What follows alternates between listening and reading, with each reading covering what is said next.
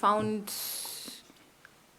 the chicken gate happened in the IEBC, if my memory serves me right. I joined the IEBC. Mm-hmm. Yes. So I think that train had already left the station. It had left the station. Yeah. And in the question that Bwana asked about 2017 elections, yes. What was your actual role in the annulment of the elections? I would say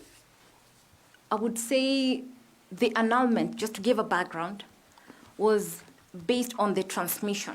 It's very important to base the annulment.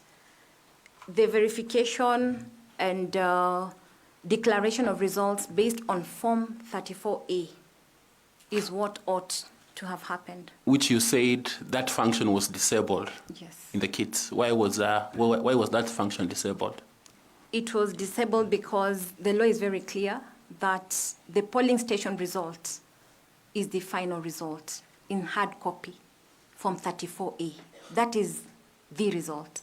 That is where Wanjiku has voted, and that's what needs to be collated, tallied, and declared. But the law doesn't say you can't transmit that result using the kit.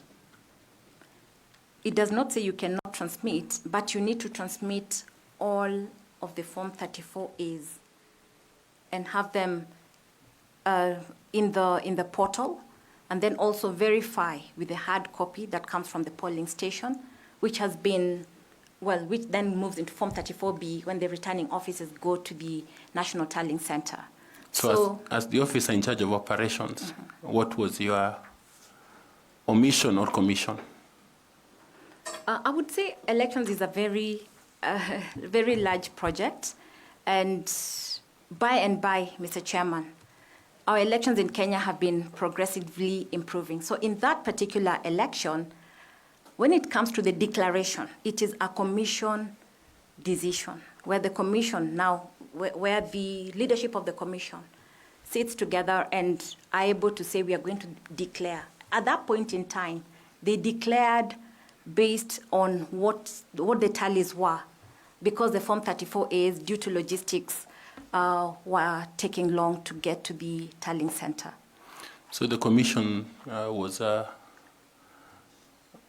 involved because of the mistake of the secretariat? I wouldn't say the commission made a mistake or before now the ruling, but what I can say here, Mr. Chairman, is that was a learning lesson, that no matter the pressure to declare results based on figure tallies, we must go, even if it will take another one more day within the time frame, let's have that one more day, but have all the physical Form 34As at the National Tallying Center for aggregation, collation, tallying, and declaration. So I think it was basically something where we can say we do not have to yield to any pressure or time, but just adhere to that rule of law.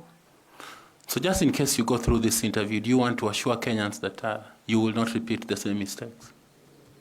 Yes, I want to take this opportunity to say that will not recur, because we already have even the legal grounding and backing of what must be done and ought to be done.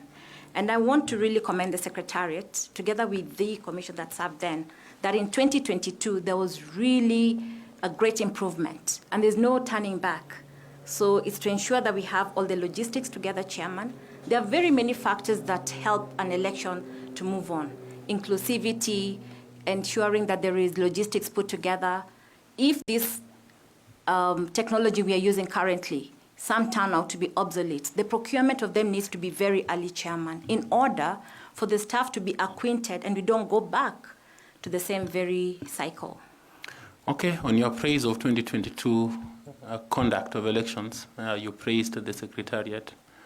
Professor Adams was trying to look for hair on his head to touch, but he didn't find. So I want to ask him to ask you some 2 questions. Thank you, Chair. Betty, we've also seen that other than in commission work, you've already worked with FIDA, you've worked with GEC that you don't like, the pronouncement, So you're very familiar with the gender journey, women's journey. Who was the only lady in the Kenyan delegation to the Lancaster House Conference that ushered in Kenya's independence constitution? She was just one.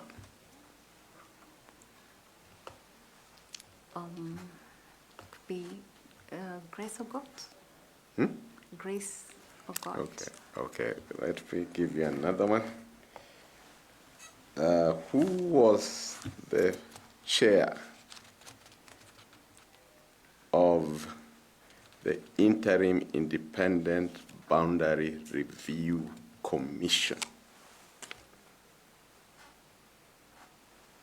You remember there was the double IIEC, and there was the double IIBRC before they were merged together. Yeah. Who was the chair of the double IIBRC?